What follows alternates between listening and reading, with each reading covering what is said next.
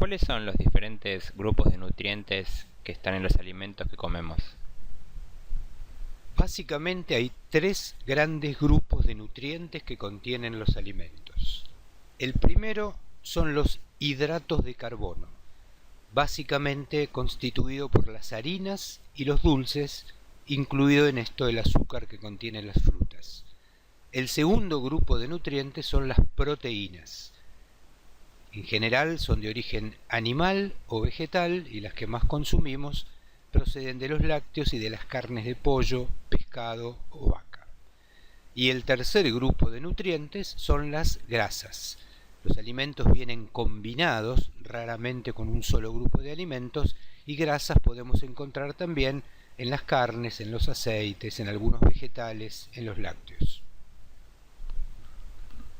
¿Cuál sería la explicación clásica o el modelo clásico que explica la obesidad? En general, durante muchos años se ha explicado la obesidad con el modelo de lo que se llama el balance energético. Sintéticamente, esto dice que uno ingresa muchas calorías en forma de proteínas, carbohidratos o grasas, gasta poca caloría con la actividad física, con el ejercicio, y el balance es que acumula energía en el organismo en forma de grasa. Ok, entonces sería el típico desbalance energético tradicional, donde la energía ingresada en forma de alimentos es superior a la energía que yo quemo, por ejemplo, con actividad física. Entonces ese desbalance produciría la obesidad. ¿Pero hay algún otro modelo que explique también la obesidad?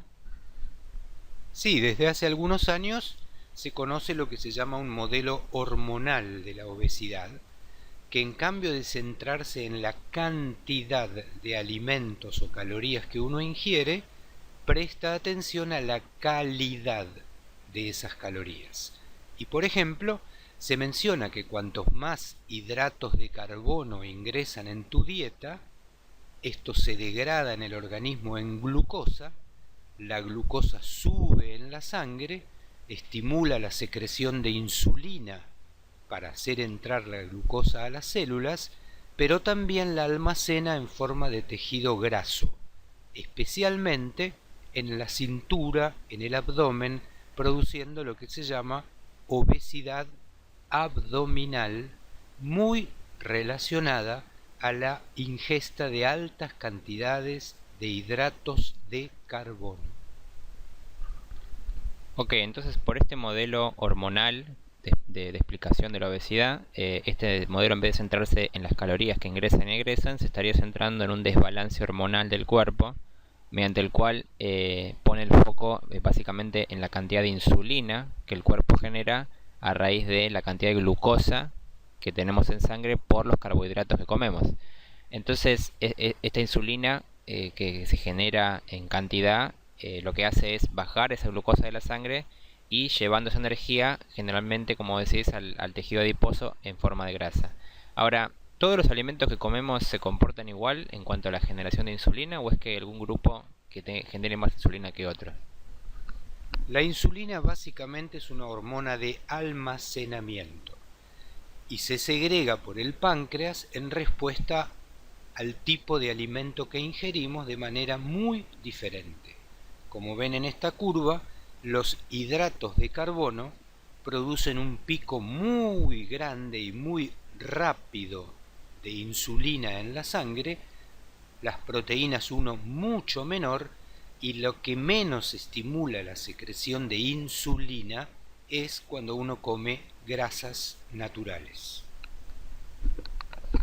Ok, ahí se ve bien claro que los carbohidratos generan un pico muy alto de insulina, las proteínas uno bastante moderado y las grasas prácticamente muy poca insulina. Pero, ¿qué es lo que pasa si nosotros no hacemos ningún cambio alimentario, digamos, si continuamos comiendo una dieta primariamente que contiene carbohidratos? ¿Qué pasa con esta secreción de insulina constante a lo largo de los años? ¿Qué problemas puede llevar?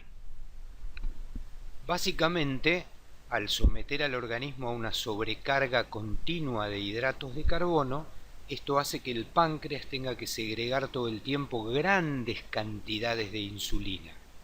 El círculo lo podríamos decir así: uno come hidratos de carbono, esto aumenta la glucosa en la sangre, a consecuencia de ello aumenta la secreción de insulina y en general, como dijimos que es una hormona de almacenamiento, esto aumenta la grasa que se acumula en el abdomen y paralelamente produce otros efectos como por ejemplo tener hambre permanente o cansancio, fatiga permanente, lo que limita tu actividad física.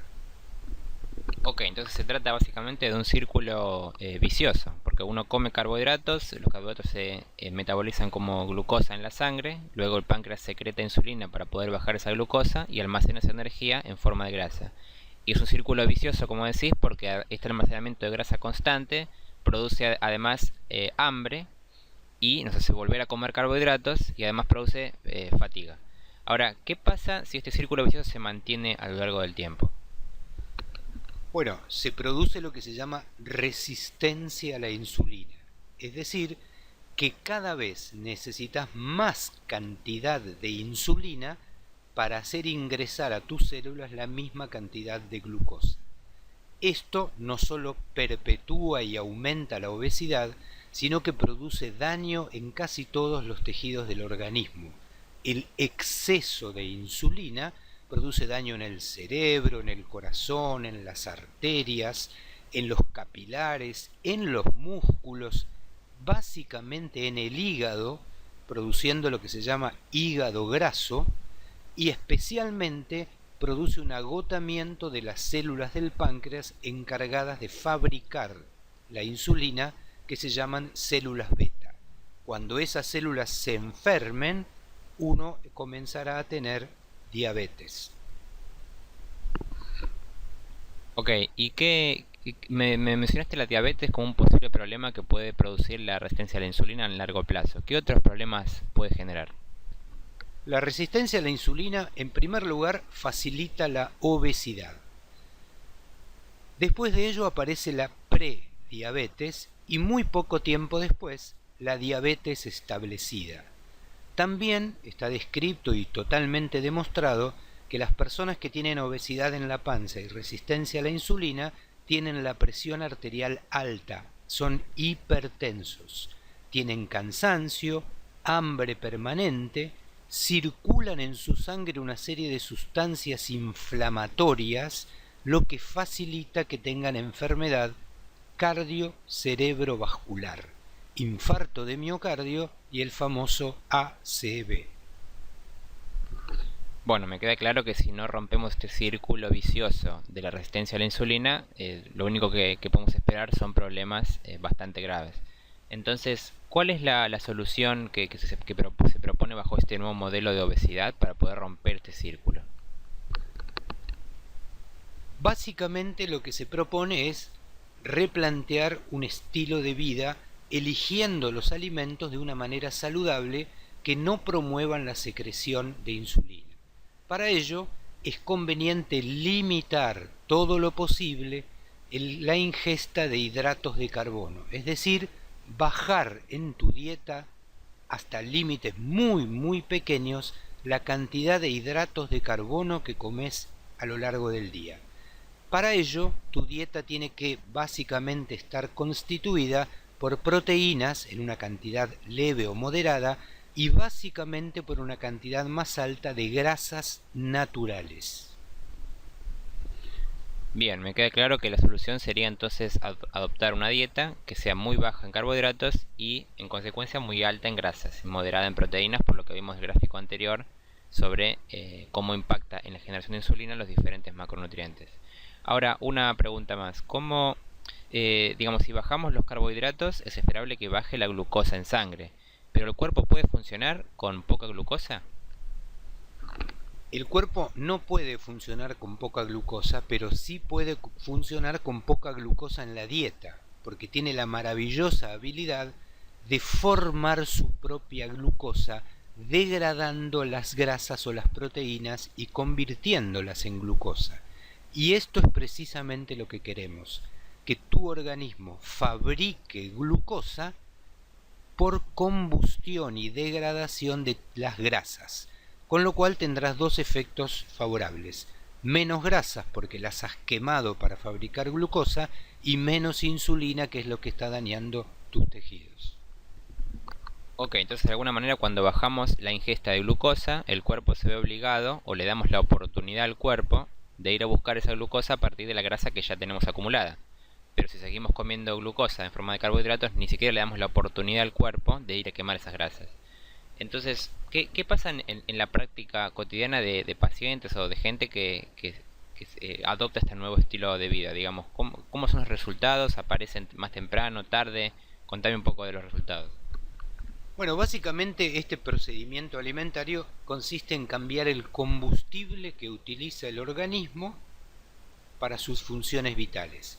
Pasar de que el combustible sea la nafta que vos comés en forma de glucosa a que el combustible sea la grasa que ya tenés acumulada y que la degrada para formar nueva glucosa.